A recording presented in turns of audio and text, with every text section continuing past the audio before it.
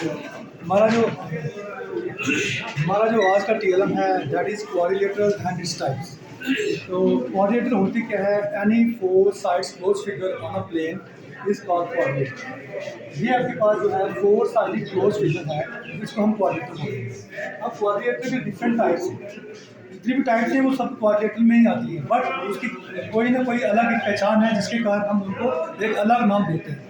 जैसे क्वाड्रिलेटरल में अगर दोनों pair both pair of opposite sides अगर पैरेलल हो जाए उसको हम बोलते हैं पैरेलल। और इसी तरीके से क्वाड्रिलेटरल में अगर one pair of opposite sides parallel हो जाए it means that is trapezium. और पैरेललोग्राम के आगे भी हमारे पास different types of four side figures हैं। और पैरेललोग्राम में अगर ईच एंगल 90 बन जाए तो उसको हम बोलेंगे, स्पेशल नेम है रेक्टेंगल।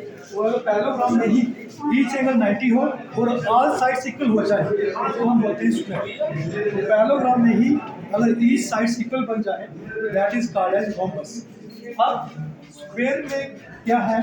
स्क्वायर जो है रेक्टेंगल और रोम्बस से क्यों अलग है? स्क्वायर जो है रेक्टेंगल से इसलिए अलग है कि रेक्टेंगल की अपोजिट साइड्स इक्वल होती हैं बट स्क्वायर में ऑल साइड्स इक्वल होती हैं। तो that's why every square is called rectangle but every rectangle is not a square. Same इसी तरीके से स्क्वायर को रोम्बस क्यों बोलते हैं? क्योंकि स्क्वायर में ऑल साइड्स इक्वल है, रोम्बस में भी ऑल साइड्स इक्वल है। That's why square is also rhombus but every rhombus is not a square because rhombus में ईच एंगल 90 नहीं होता। उसके बाद हमारे पास एक स्पेशल टाइप है क्वाड्रिलेटरल की, दैट इज काइट। काइट क्या है? काइट में जो एडजेसेंट साइड्स होती हैं, जो both pair of adjacent sides वो इक्वल होती हैं, ना कि ऑल साइड्स इक्वल होती हैं। तो ये प्रॉपर्टी जो है इसकी काइट की वो स्क्वायर और रोम्बस के अंदर भी है, इसलिए every square and every rhombus is also a kite, इसको हम काइट कह सकते हैं। तो ऑन द होल जितनी भी सारी फिगर्स हैं इनको हम क्वाड्रिलेटरल कह सकते हैं। हमारा मेन पर्पस क्या है ये टीएलएम बनाने का? हमारे पास क्लास 8 में चैप्टर नंबर 3 एक्सरसाइज 3.4 उस पर कुछ क्वेरीज हैं जिससे बच्चे को ट्रू या फॉल्स में आंसर देना पड़ता है।